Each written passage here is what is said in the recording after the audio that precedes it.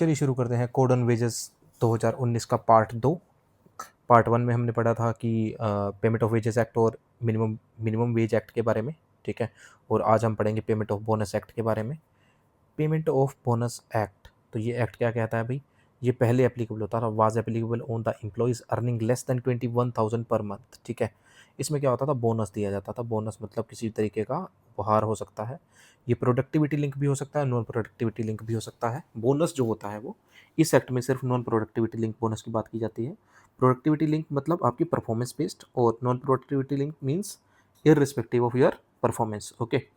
तो payment of bonus act 1965 जो है वो एप्लीकेबल होता था only to those employees earning less than 21,000 per month. This code stipulates that employees earning below the salary threshold to be notified by the state government, ठीक है। और ये जो है ये कहता है कि this code stipulates the employees earning below the salary threshold to be notified by the state government will eligible for the payment of bonus. देखो, इस एक्ट में एक रखा कहा गया है कि कोई थ्रेशोल्ड अगर होगी तो वो अप्रोप्रिएट गवर्नमेंट या स्टेट गवर्नमेंट तय करेगी कि ये बोनस देना है या नहीं देना है, ओके। अभी जो पुराने लॉ में थी वो थी 21,000 पर मंथ, वो अब वैलिड नहीं होगी जब से ये नया कोड आ गया है तब से, ठीक है। Similar to the provisions of the payment of bonus act, similar to the provision of the bonus act, जो पुराने वाला बोनस एक्ट है उसके अकॉर्डिंग क्या कहता है कि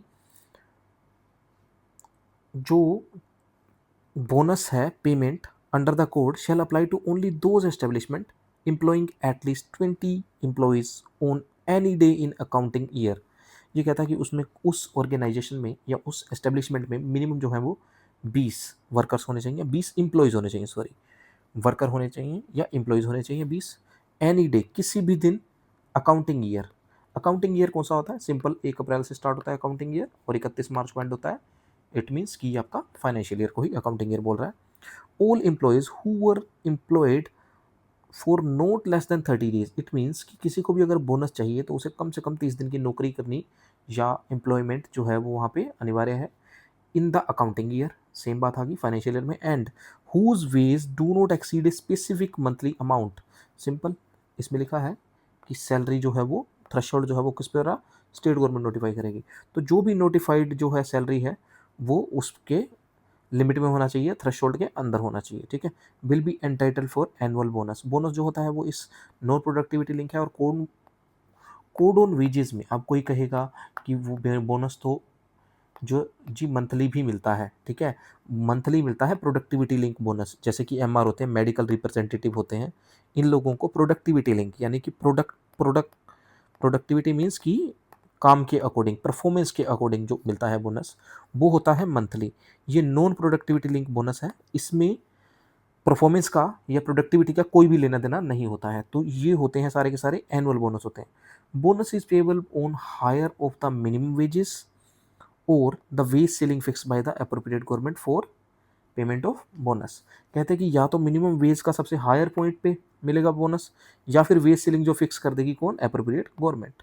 सिंपल, वही बात बार बार लिखी जा रही है, कुछ नहीं है। एंड अब कहता है रेट ऑफ बोनस, बोनस का रेट क्या होगा? देखो भी, मैक्सिमम और मिनिमम एक रेंज दे रखी है कि मिनिमम हो सकता है 8.33% और मैक्सिमम होता है 20% ऑफ द एम्प्लॉय वेजेस और 100 रुपीज़। अब कहेगा ये 100 रुपये कहाँ से आ गए? सिंपल बात है, अगर किसी का बोनस वो 8.33% निकाला जाता है और वो 100 रुपये भी नहीं बनता, ठीक है, 100 रुपये भी नहीं बनता, मान लो 70 रुपये बन जाता, तो मिनिमम 100 रुपये देने तो अनिवार्य ही है। इसलिए लिखा है 100 रुपीज़ विच इज़ हायर, ठीक है, विच एवर इज़ हायर। या तो एम्प्लॉय वेज जो है वो इस उसका परसेंटेज 8.33% से 20% वो हो हायर, नहीं तो क्या मिलेंगे? 100 rupees, whichever is higher. Whether और not the employ has any allocable surplus during the previous accounting year. हम तो क्या सोचते हैं भाई, सामने वाला एम्प्लॉयर है बोनस कब देगा? जब उसके पास कुछ सरप्लस बचेगा। भाई ऐसा नहीं है, ये नॉन प्रोडक्टिविटी लिंक बोनस है, ये मैंडेटरी है, ठीक है। ये नॉन प्रोडक्टिविटी लिंक है और ये मैंडेटरी है। इसमें परफॉर्मेंस का या सरप्लस का कोई लेना देना नहीं है। मिनिमम 8.33% तो देना ही पड़ेगा। प्रोडक्टिविटी लिंक बोनस नहीं है, इसका मतलब सिंपल यही हो गया कि परफॉर्मेंस बेस्ड नहीं है। परफॉर्मेंस कैसी भी रही हो, किसकी?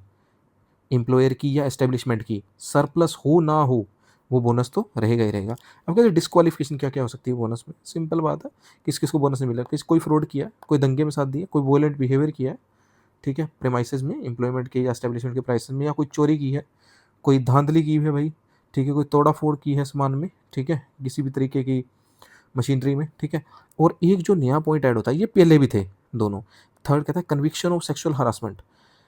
सेक्सुअल हरासमेंट अगर के केस में अगर आप दोषी पाए जाते हो, कन्विक्शन का मतलब होता है दोषी पाए जाना, ये पहले वाले एक्ट में नहीं था, अगर ऐसा होता है तो आपको बोनस नहीं मिलेगा या एम्प्लॉय को बोनस नहीं मिलेगा। अब ऐसा क्यों होता है, ये इन्होंने स्पेशली क्लोज क्यों ऐड किया। एक कोर्ट केस हुआ था थोड़े टाइम पहले, कंप्लीट डिटेल नहीं बता रहा हूँ, बस जस्ट बता रहा हूँ कि किसी को बोनस मिला और उस पर कन्विक्शन था कि उसने सेक्सुअल हरासमेंट किया है किसी वर्किंग प्लेस पे किसी वीमेन का, ठीक है। तो वीमेन ने पटिशन डाली कोर्ट में ये कह के कि इसे रिवॉर्ड दिया जा रहा है, इसे रिवॉर्ड दिया जा रहा है और ये तो दोषी भी पाया गया है और इसे रिवॉर्ड दिया जा रहा है, ठीक है, रिवॉर्ड के तौर पे इसे बोनस दिया जा रहा है। तो ये बोनस जो है वो इसके मिसबिहेव के लिए है या सेक्सुअल हरासमेंट के लिए दिया जा रहा है, इस तरह से कुछ सार्कास्टिक वे में उसने पिटीशन फाइल की थी। तो उसके बाद से वो मुद्दा गरमाया हुआ था और इन्होंने स्पेशली ऐड किया है नए कोड में कि कन्विक्शन फॉर सेक्सुअल हरासमेंट जो होगा, अगर कन्विक्शन हुआ है किसी का तो वो डिस्क्वालीफाई हो जाएगा किससे, बोनस से, ठीक है। All amounts payable to an employee by way of bonus will be credited in bank account में एम्प्लॉय में होगा, ठीक है, within 8 months from the close of the accounting year. Accounting year कब खत्म होता है, हमारे हिसाब से 31 मार्च को, तो उसके बाद 8 महीने के अंदर अंदर आ जाना चाहिए, ठीक है। अगर 8 महीने के अंदर नहीं आता तो मैक्सिमम टाइम है 2 ईयर्स, और ये टाइम एक्सटेंड करने के लिए भी सफिशियंट रीजन देना होगा किसको, अप्रोप्रिएट गवर्नमेंट को, ठीक है। वैसे 8 मंथ ही है। Non applicability of bonus provision, किस पे लागू नहीं होता बोनस प्रोविजन, इसका ना कोई रीज़न अपने नहीं देखेंगे, बस अब एक बार पढ़ लेते हैं। एक दो रीज़न मैं आपको बता दूंगा जो कि जरूरी है। एस्टेब्लिशमेंट इन विच लेस देन 20, ऑब्वियसली ये तो पहली कंडीशन थी कि 20 से कम बंदे हुए तो उन पे, या वर्कर्स सॉरी एम्प्लॉयज़ हुए तो वो उन पे वो ये जो है वो लो ही लागू नहीं होता, ठीक है।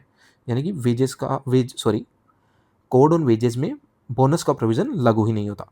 Employees employed bye life insurance corporation of India, reserve bank of India. Reserve bank of India का अपना स्ट्रक्चर है बोनस देने का, ठीक है। ये मिनिस्ट्री ऑफ फाइनेंस से बोनस लेते हैं, ठीक है, मिनिस्ट्री ऑफ फाइनेंस से बोनस लेते हैं, ठीक है, इनका एक अलग आता है। और जो लाइफ, ये कोड ऑन वेजेस में नहीं लेते, ठीक है, कोड ऑन वेजेस में, ठीक है, कोड ऑन वेजेस का शॉर्ट काओ बनता है, ओह नाइस, ठीक है। और लाइफ इंश्योरेंस कॉर्पोरेशन में है प्रोडक्टिविटी लिंक बोनस है, ठीक है, परफॉर्मेंस बेस्ड बोनस है, इसलिए इसमें कोड ऑन वेजेस के तहत बोनस नहीं दिया जाता, सीमैन को नहीं दिया जाता। अब ये देखो, ये है इंपॉर्टेंट पॉइंट, ये है कंफ्यूजिंग पॉइंट।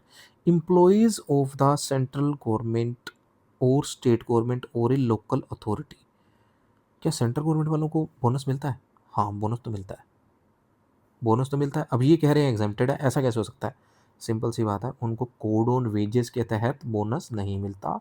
इनको जो बोनस मिलता है वो मिलता है डिपार्टमेंट ऑफ एक्सपेंडिचर देता है, जो कि मिनिस्ट्री ऑफ फाइनेंस का डिपार्टमेंट है, ठीक है, डिपार्टमेंट ऑफ एक्सपेंडिचर।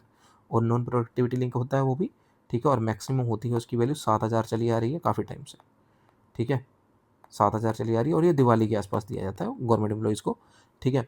और ये सिर्फ ग्रुप बी और सी को मिलता है, नॉन गजटेड को, नॉन गजटेड को, गजटेड एम्प्लॉय को ये बोनस नहीं मिलता, ठीक है। ईपीएफओ में भी सेम ही है, ठीक है, ईपीएफओ में भी क्या है, सेम ही है। तो 7,000 पे बोनस मिलता है, बी और सी को मिलता है, नॉन गजटेड को मिलता है, गजटेड को ये बोनस नहीं मिलता, ग्रुप ए को तो बिल्कुल नहीं मिलता, क्योंकि ग्रुप ए जो है वो ऑलमोस्ट क्या है, सभी गजटेड है, ठीक है, सेंट्रल गवर्नमेंट के। तो सेंट्रल गवर्नमेंट में बोनस मिलता है, लेकिन वो किसके तहत नहीं है, COW यानी कोड ऑन वेजेस के तहत नहीं, इसलिए लिखा है कि उसमें बोनस नहीं मिलता। एम्प्लॉयज रजिस्टर्ड और listed under any scheme made under dock workers, ठीक है, पब्लिक सेक्टर फाइनेंशियल इंस्टीट्यूशन, ये इनका खुद का स्ट्रक्चर रहता है, ठीक है। बाकी छोड़ दीजिए, कोई ज़्यादा इंपॉर्टेंट है नहीं, जो इंपॉर्टेंट थे वो मैंने मार्क करा दिया आपको, ठीक है। अब बताए कि देखो, ये सभी के सभी जो अपने कोड पढ़ रहे हैं, इसमें सेंट्रल एडवाइजरी बोर्ड होता है और एक होता है स्टेट एडवाइजरी बोर्ड होता है, ठीक है। इनकी स्ट्रक्चर सिमिलर रहती है, बस ये सेंटर में होता है और ये स्टेट में होता है। अब ये करते क्या है भाई, ये दो ही काम करते हैं, मैं आपको पहले बता देता हूँ, ये दो ही काम करते हैं। ये चलो पढ़ लेते हैं, ठीक है।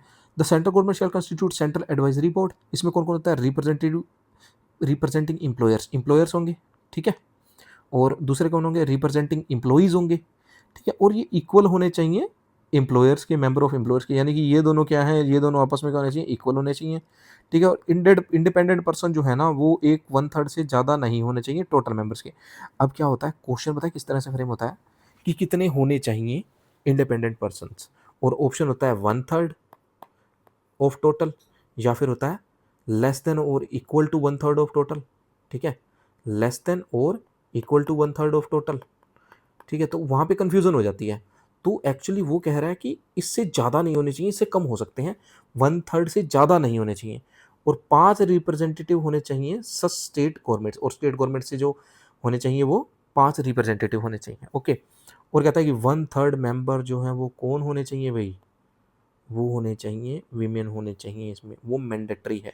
अब देखो चेयरपर्सन कहाँ से चूज किया जाएगा, चेयरपर्सन इसके लिए साफ साफ लिखा है इस क्लोज में कि क्लोज सी से किया जाएगा। क्लोज सी में कौन है, इंडिपेंडेंट पर्सन, यानी कि जो इसका चेयरमैन होगा ना, जो चेयरपर्सन होगा सॉरी, वो क्लोज सी यानी कि इंडिपेंडेंट पर्सन में से होगा, ना एम्प्लॉयर में से हो सकता है, ना ही एम्प्लॉयज में से हो सकता है, और ना ही कोई गवर्नमेंट का बंदा होगा, ये होगा जो इंडिपेंडेंट पर्सन है, क्लोज सी, यानी कि ये वाला क्लोज सी, ठीक है।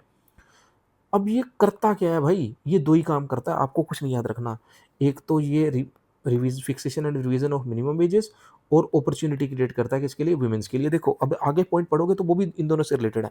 फिक्सेशन और revision of the minimum wages and other connected matters, providing increasing employment opportunity for women to extend to which women may be employed in such establishment or employment as the central government may by notification specifying in behalf and any other matter relating to this code और सच advice. बस कुछ नहीं है, central government जो क्या करेगी वो state को एडवाइस भी दे सकती है, ये लिखा है। तो मेन जो है वो दो काम है किसके, सेंट्रल एडवाइजरी बोर्ड के, इसके दो ही काम है भाई, एक तो मिनिमम वेज और दूसरा women empowerment, women empowerment in terms of employment, ठीक है।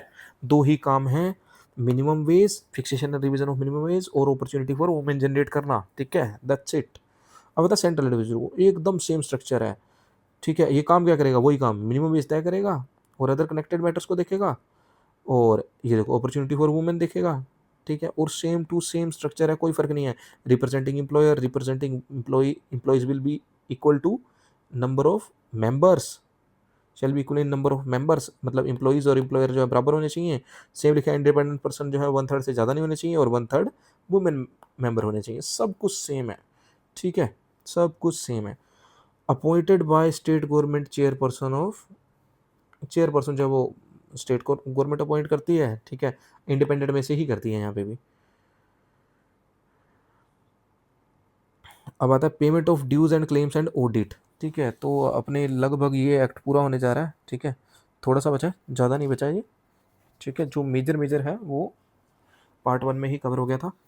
अब ये कहता है कि क्या होता है, the appropriate government will appoint one or more authorities, एक या एक से ज़्यादा अथॉरिटीज़ क्या कर सकती है, जो सुनेंगी और फैसले लेंगी इस प्रोविज़न में अगर कोई मिस हैपनिंग या कुछ भी मतलब मिस अप्रोप्रिएशन होता है तो, ठीक है।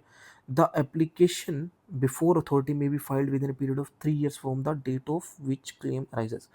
मान लेते हैं किसी को बोनस था, किसी का बोनस था, उसे मिला नहीं, और उसको 3 साल के अंदर अंदर अपना क्लेम जो है वो फाइल करना होगा कि मेरा बनता था बोनस, मुझे मिला नहीं।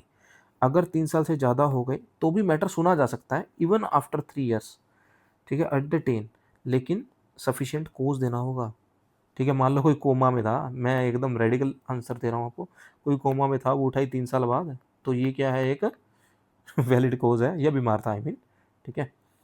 3 साल का टाइम पीरियड। अब देखो अपील कहाँ हो सकती है, अब देखो सिंपल बात है, क्लेम फाइल करने का टाइम कितना है, 3 साल था, 3 साल है, 3 साल है, ठीक है। पहले पता क्या होता था, पहले होता था मैक्सिमम 2 years, ठीक है, 2 years। वैसे होता था 8 month, ठीक है, 6 month सॉरी, 6 months, या 6 month से लेके 2 years के बीच में कभी भी कर सकते थे आप, 6 month से लेके 2 years के बीच में कभी भी कर सकते हैं पुराने वाले कोड में। अब कितना है, 3 साल कर दिया गया, ठीक है। अब कहता है कि any person agreed by an order passed by authority में appeal within 90 days to appeal authority. मान लो कोई डिसीजन लिया गया और उसे पसंद नहीं आया अग्रीव्ड को, सॉरी पर्सन को, तो वो अपीलेट अथॉरिटी को 90 दिन के अंदर अंदर क्या कर सकता है, अपील कर सकता है। और अपीलेट अथॉरिटी को भी एनकरेज किया जाता है कि वो उस अपील को डिस्पोज ऑफ कर दे 3 month में ही, यानी कि 3 month बाद तक ये 3 मंथ मतलब 90 दिन। 90 दिन के अंदर अंदर इसे क्या करना है, उसको अपील करनी है और उनको भी 90 दिन के अंदर अंदर ही उसको सेटल करना है, ठीक है। Appellate authority shall be appointed from the officers of the appropriate government.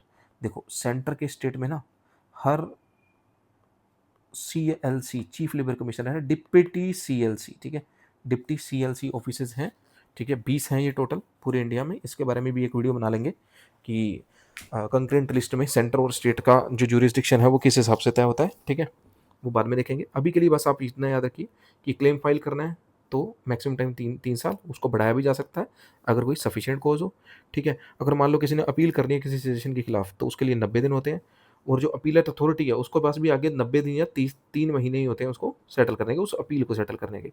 और जो अपीलेट अथॉरिटी है वो कौन अपॉइंट करता है, appropriate government, okay. Record returns and notice.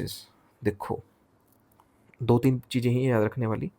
Every employer and of an establishment code apply shall maintain a register. Register में क्या क्या होगा, मस्टर रोल यानी कि अटेंडेंस होती है, काइंड ऑफ मतलब सबकी डिटेल्स होती है, और वेज उसको कितने वेजेस मिलते हैं, सच अदर डिटेल्स और भी इसी तरह की डिटेल्स जो भी होंगी।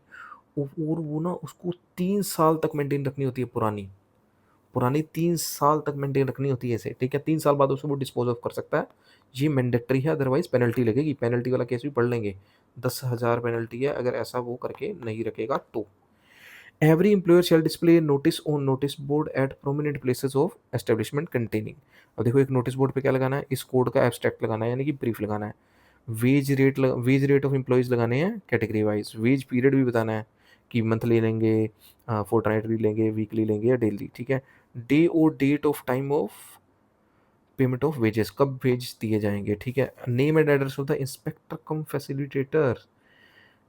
सिंपल है, जो ग्रीवांस सुनेगा और फैसिलिटेट भी करेगा। पहले सिर्फ इंस्पेक्टर होता था, अभी आगे आएगा, ठीक है। हैविंग जुरिस्डिक्शन, ठीक है भाई। रिकॉर्ड्स को, रिटर्न्स को और नोटिस को। रजिस्टर में क्या मेंटेन रहेगा, detail of the person employed, muster roll register, ठीक है, और वेजेस एंड अदर डिटेल्स, ठीक है। और नोटिस पे क्या, नोटिस बोर्ड पे क्या डालना है, इस एक्ट का ब्रीफ डालना है। कैटेगरी वाइज जो है वो वेज रेट भी डालने हैं, ठीक है, वेज पीरियड भी डालना है, और वो डे और दिन भी बताना है जिस दिन वेज बांटे जाएंगे, और name and address of the inspector cum facilitator, इसके बारे में भी डिटेल आ जाएगी, ठीक है। और हाँ, वेज स्लिप, ये क्वेश्चन आया हुआ है कि वेज स्लिप जो है वो इशू करनी होती है तो वो कोड ऑन वेजेस कहता है, ये मैंडेट देता है कि क्या करना होता है, पे स्लिप भी इशू करनी होती है। मंथली होती है ये मोस्टली, क्योंकि मंथली ही सैलरीज दी जाती हैं।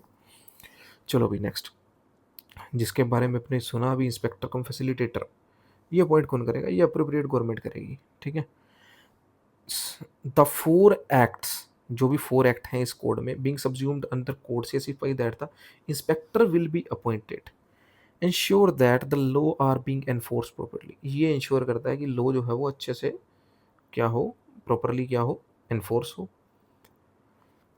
इंस्पेक्टर क्या करते हैं, सरप्राइज चेक, एकदम से पहुंच जाते हैं, एग्जामाइन पर्सन्स की छानबीन करते हैं और उन्हें कहते हैं कि इंफॉर्मेशन दो, ठीक है।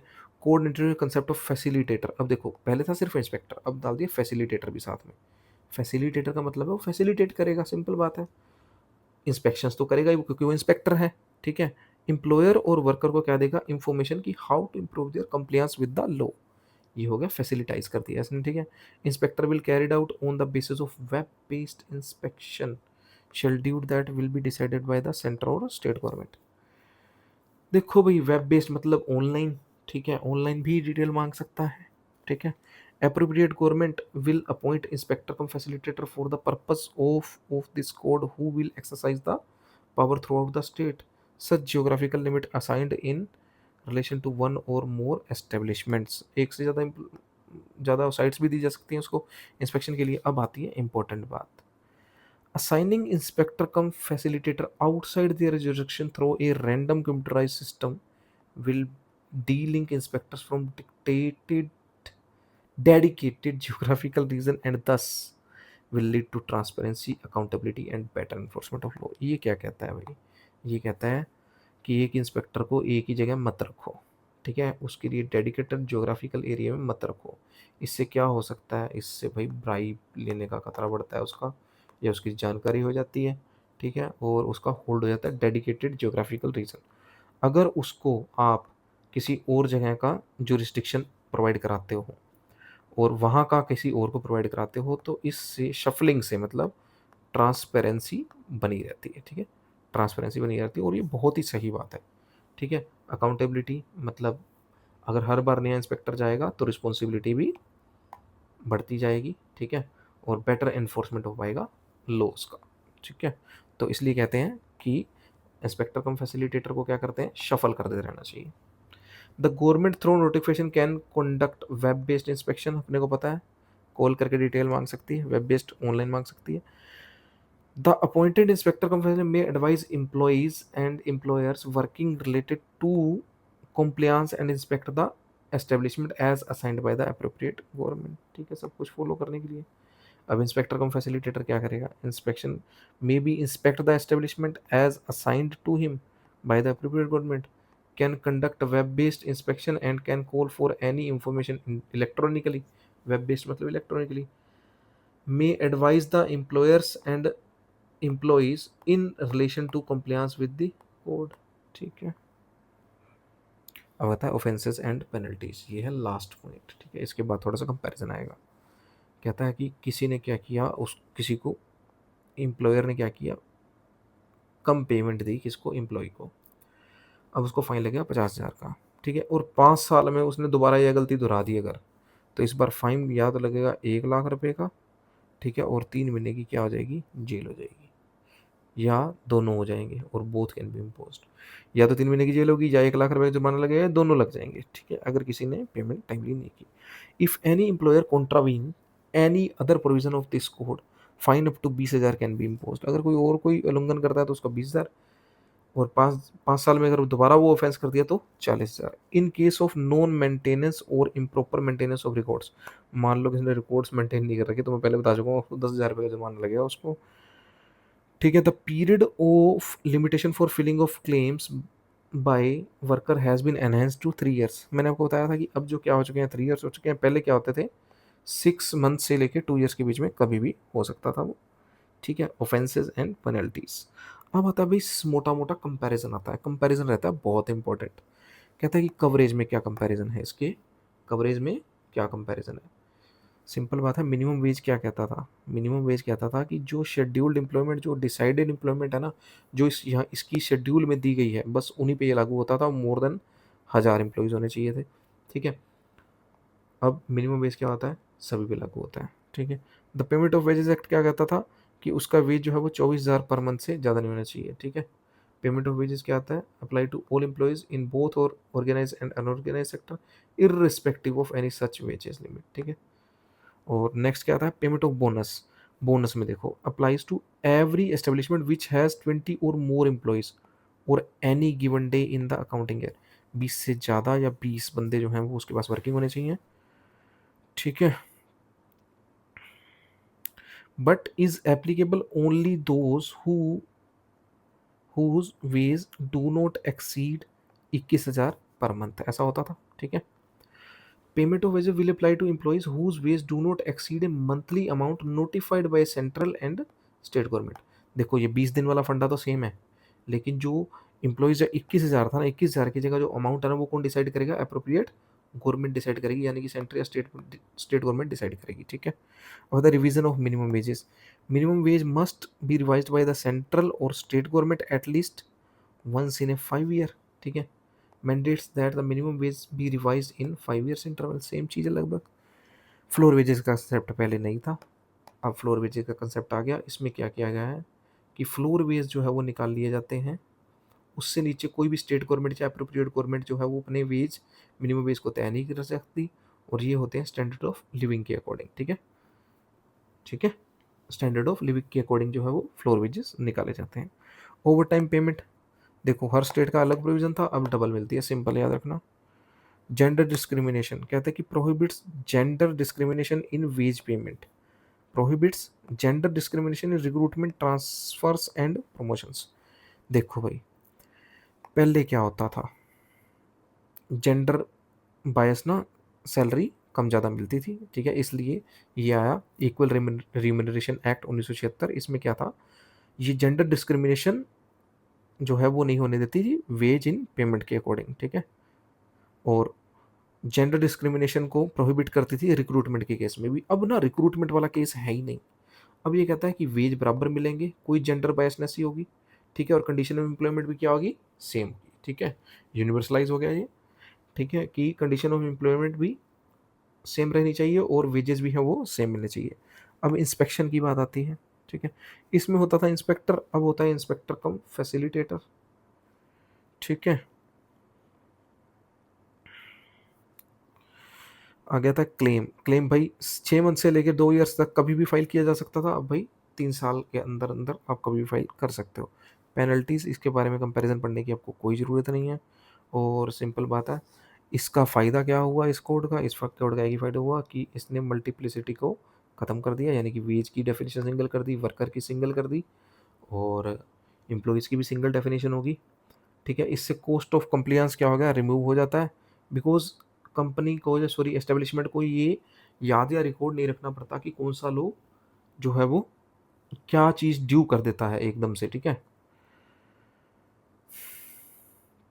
अब देखो एलिमिनेट एनी लिटिगेशन सराउंडिंग ए, देखो वेज की डेफिनेशन इतनी क्लैरिफाई कर दी इन्होंने और सेम कर दी कि किसी भी तरह की लिटिगेशन आने की संभावना जो है वो कम हो जाती है। तो ये जो है ये हमने कर लिया पूरा एक्ट। इसके बारे में एक इम्पोर्टेंट फैक्ट था जो कल रह गया था। देखो कोड ऑन वेजेस ये ड्राफ्टेड है, पायलटेड बाय है, और जो एनफोर्स है वो तो करता है ministry of labour and employment.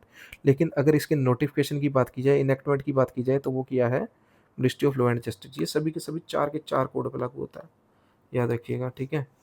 4 के 4 कोड पे लागू होता है कि ministry of labour and employment जो है वो उसने ड्राफ्ट किया है और पायलट किया है, लेकिन इनेक्टमेंट क्या की नोटिफिकेशन किसने छापा है इसका, ministry of law and justice, चारों के चारों किसका, कोर्ट्स का, ठीक है। तो ये याद रखिएगा आप लोग। इस तरह से हम ये सब कुछ पढ़ चुके हैं, ठीक है। आप 1-2 बार इस वीडियो को सुनेंगे, ठीक है, और खुद से रीड करेंगे तो आपको बहुत अच्छे से समझ में आएगा। इससे रिलेटेड हम एमसीक्यूज भी लेके आएंगे, इवन सभी एक्ट से रिलेटेड हम एमसीक्यू। सबसे पहला स्टेट जो था इसको लागू करने वाला वो था कर्नाटका, ठीक है।